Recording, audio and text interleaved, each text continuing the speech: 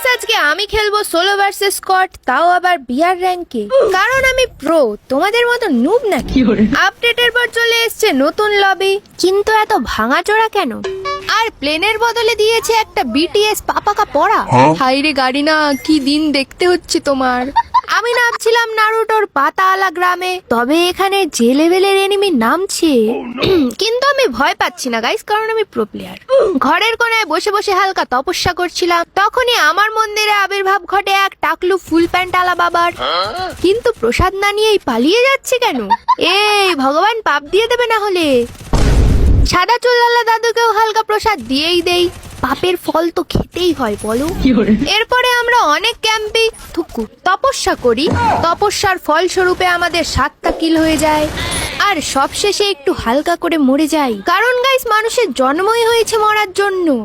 মরাই তো জীবনের অরিজিনাল উদ্দেশ্য, বাকি সব ডুপ্লিকেট।